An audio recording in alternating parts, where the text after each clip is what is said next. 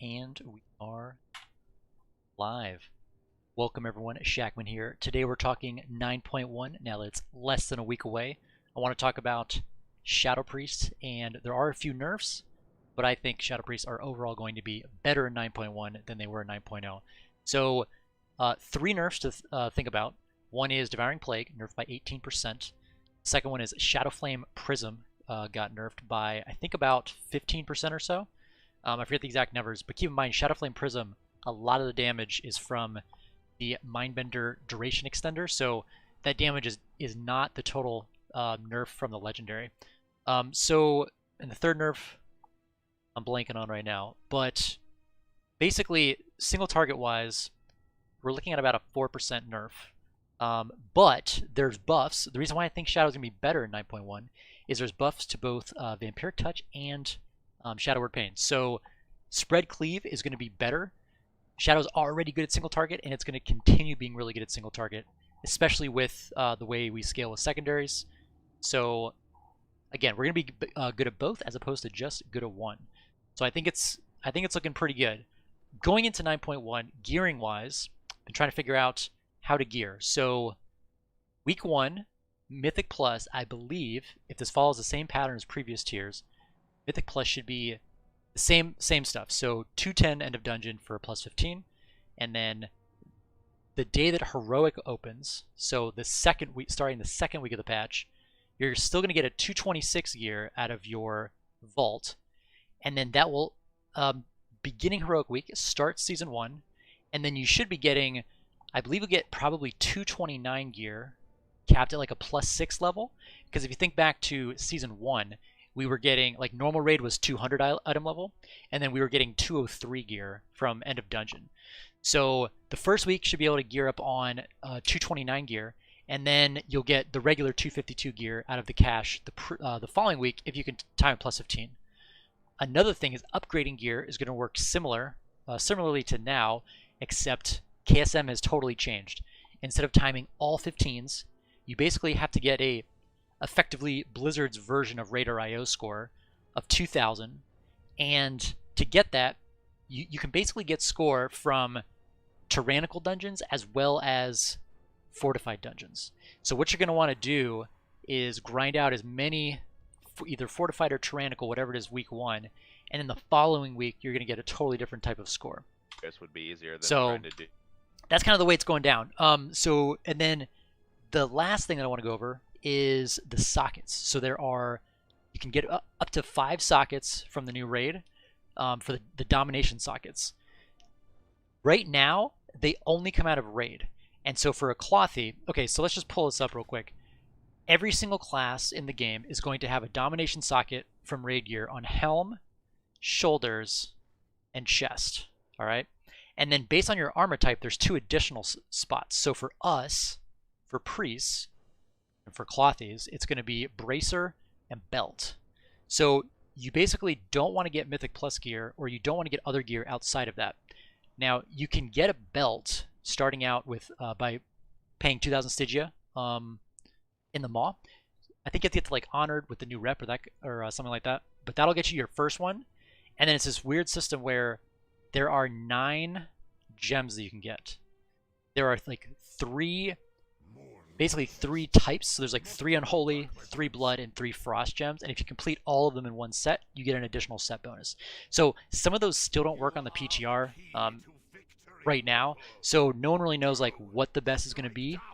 But I think generally what's going to happen is, as a DPS, a healer, or a tank, you're going to want to complete one tier, right? So get like all the Unholy, like all 3 Unholy, all 3 Frost, or all 3 Blood. And then cherry pick the 2 from the other from the other ones that give you the best benefit, either DPS, healing, or defensively. The set bonus, so the gems will be active everywhere, but the set bonus from 3 gems of one type is only active in raid. That's kind of the way it's looking right now. So I just want to give you guys an overview. Shadow Priest is going to be awesome next year. I'm looking forward to it. Going to be much better AoE. Just from all the dot damage. 25% is a lot. It only says 15% on Wowhead, but I logged in PTR. I verified it is actually 25%. like all the other guides say. So that's what we're looking at for next tier. But yeah, guys, hit me up with any questions. I'm turning voice back on because tonight is hopefully going to be our last Sire to Nathrius kill. Yes. I say last as if we've been clearing it all tier. Should be our second kill. Not to do well. So we'll see how that goes. But hopefully you guys are doing well tonight. And hopefully you have a plan and you're ready for next year. I think they're legitimately upset. But yeah, so the other thing is, like, I think Mythic Plus is gonna be interesting because, like in Mythic Plus you have, I feel like there's two competing things working for and against, basically for and against Searing Nightmare. So on the one hand, taking Searing Nightmare is gonna be more valuable because it's based off of like Shadow Word Pain damage, right? And you're putting Shadow Word Pain on a lot of things. So because Shadow Word Pain does more damage, and because that is your second, that is like, okay, so you only have Devouring Plague to spend Insanity, and then Searing Nightmare would be the second thing. So the like spending Insanity on Devouring Plague, the value of that goes down relatively with Searing Nightmare. However, at the same time, Misery gets out your dots faster. So you'll have like Vampiric Touch on more things generally. I don't know. It's going to change the rotation a little bit. I've seen a few different things from some high-level players saying how it's going to change it up. The Sims are saying some stuff. People are just kind of like theory crafting other things. So I think it's mostly going to be a wash. If anything, I think we're going to take Searing Nightmare a little bit more Mythic Plus, but we're going to see how that goes. Obviously for Sire right now, I'm taking Shadow Crash for Phase 1 damage. Even though it doesn't matter that much, Shadow Crash is roughly equal to Auspicious Spirits as long as you're landing all of them. So the P3 damage and the P3 damage is roughly the same, although Auspicious Spirits is like one less global you have to deal with. But then Shadow Crash, if you do it right, you can hit both Remornia and Sire with it, so you're getting value, extra value there. And of course the ads, you're getting a little bit extra value there. So before raid opens, I am going to redo all of my week auras. I will be raiding 2 nights a week on my Priest, Wednesday, Thursday, just like you guys are used to. And then I'll be raiding Saturday, Sunday on the Holy Paladin. I'm actually pretty from his business trip today. I'm actually pretty excited about that. So he is not joining us tonight. He is going to sleep. And yeah, we've got a shaman that I really a part of me wishes we don't kill it tonight because I want him to get the kill. Because you know he grinded it out with us all tier, and it would really suck to just not get it because he had a business trip, right? So part of me hopes that we don't kill it tonight. But the other part of me is like, I thought that was going. Let's just kill it. Let's kill it, get it over with, and we can run keys tomorrow. I'd like to get a few more push keys in. Sitting on a 21 to other side. Which I don't know if we can do, but we can probably do it on 20. I guarantee you it's better than Thai prison. But anyway, is that from experience? Looks like we're waiting on one person. Talk about that. No, not from experience. But I've been grinding out the I've been grinding out Anima. I've been grinding out Stygia. Even though those things are not going to be super valuable, I just don't want to have to worry about them. I don't think there's going to be too many things that you need to buy in the Maw. So there's 2,500 for the thing that lets you change out your sockets, and that's like you buy it once. Because the first question people ask is, okay, well, you buy these gems, do they get destroyed like normal gems when you take them out of gear? And they don't, so that's good. I don't know if like your gear slots are going to resocket them. It'd be super annoying if they didn't. It would be really nice if, as long as you have that resocket thing in your bag, if it did it, that'd be really nice. We'll see how that goes though. I don't know. Been doing a lot of the raid prep. I've been prepping as a DPS and a healer. Tried to reach out to Shiz. The Blue Pickles, time to come in again. Who are we missing? Oh no, we have 4 healers. We're just missing a deeps. If it's laggy, we don't have Shiz. We don't have Tane. Laggy, we don't have Shiz? What? The options are either we try and have Bone come in, and try and get this so that Mucho can get it. Can't believe Or Tane is we home, but delay he's this until being tomorrow lazy, not evening when we not have playing. all 3 of them. But our time frame from being able to get it and the possibility of Mucho being able to get it, because he was somebody that has been here for both nights, does go down because. So what Zach is going over here is we need a 20th person, but 2 of the 3 people that we wanted to get CE for today can't make it. Anybody have a We do not have opinion? next week, I don't think. So I've heard As of server mixed, restart Tuesday, I think it's gone. I've heard mixed things. I literally linked you a Blizzard reply. What more do you want? Well, was that the one that was from the Game Master? I mean, they've been wrong before. I think you have an extra week because it's usually when the next raid comes out, right? Is that true, chat? That's Is there an typically when extra? cutting edge happens? But Like the season ends on. yeah, but the Tuesday. season ends, but the new raid isn't out. And the way I mean, I was asking one of my friends who Would they let you get CE gets with cutting new edge, he gear? says they'd still do sales in that extra week. Yeah. And Oh. it's because the way that I remember very explicitly.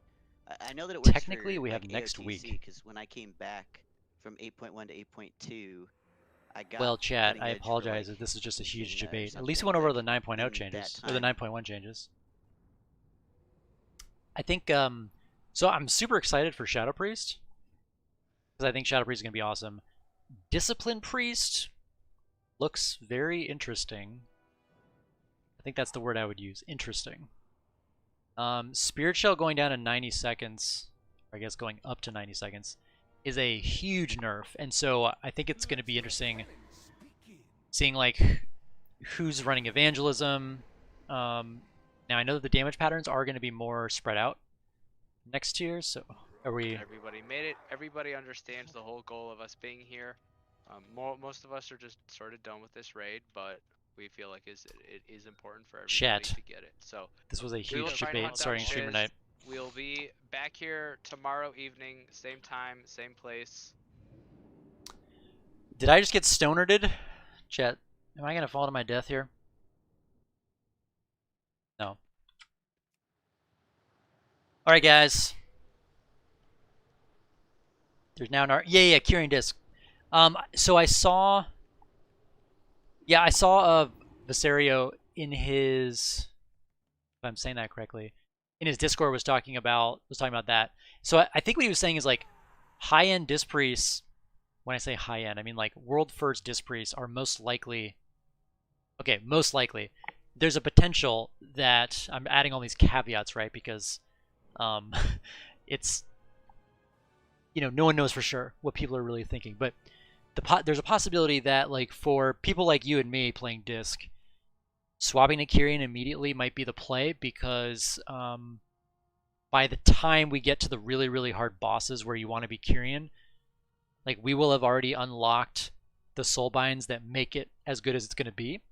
But for the people that are going for world first, before they unlock those soulbind, like that part of the soulbind tree, like Venthyr might still be optimal. So I think, so like, you know, the people prepping for world first, they spent the last month just swapping around all their covenants and getting them all to level 40, right? Or to renown 40. So like they're ready for anything. They can swap to literally whatever they want. So, you know, all they would have to do, because, you know, they could literally decide to swap Heroic Week, because they could do the Fill the Bar quest, turn it in before the reset, and then the morning of Mythic, in 30 minutes, they could get run through the dungeons and do the swap. So now they probably want to do it the week before, just because there's going to be a little bit of a renown jump. Like the first few weeks, there's going to be renown. So there's like some of that stuff, but yeah, like it's in this really weird spot now, because Kyrian is just really clunky for Shadow. You know what I mean? And I think the Kyrian disc thing, like to get full value, you have to be in melee and all this other stuff. I think it's gonna be really, really weird. I'm interested to watch it on world first progression. Well, again, I just said that they might be Venthyr. I'm interested in watching it on progression to see people using it, but I still think Night Fade disc might be a thing. because like 110 spirit shells, a minute 10 spirit shells, you're not that far away from the 60-second spirit shell. So I think there's an argument for it with Mindbender. Otherwise, for the other covenants, obviously with a 90-second cooldown, that's going to line up with Shadow Fiend for every other, right? So you're most likely not going to take Mindbender and pick up Solace. Now, I'm not going to lie. I would really like it if Solace came back because Solace is so fun to play with. I really don't like taking Mindbender. So from like just a funness perspective, I think that would be pretty cool to see. But the Kyrian rotation looks like incredibly awkward. I was looking at like all the timings and everything, like when you're falling out of the Boon of the Ascended and how all that affects your ramp. I'm going to study up a little bit on it, but and I don't know what our Dispriest Disco Vibin is going to do. He said he's probably just going to play whatever's best, but I don't think he's swapped over yet, and I don't think there's any like real reason for him to. But yeah, I think Shadow's in a good spot. Disc is going to be weird, but it's probably still going to be in a reasonable spot. Big Shadow buffs. What up, Espresso? I think they're buffs, man. I think they're buffs. I don't care what anyone says. I know some people think they're nerfs, and there are nerfs in there, but I think by the end of the tier, Shadow will still be one of the best single target specs, if not the best, and it's going to be doing a lot more AoE damage. It's going to be, I think, better Mythic Plus. There's going to be a lot of benefits to running Shadow. So I hope people are not scared away from it. But anyway, guys, I am going to end the stream there. I do apologize for the raid not happening. I was really excited to run this raid. I was really excited to talk about Shadow all night. But we're just going to have to do that tomorrow. And I will be even more prepared tomorrow. I've already done a lot of research. So we'll figure that out. Thanks for tuning in, guys. Again, sorry I didn't raid. But I will see you guys tomorrow.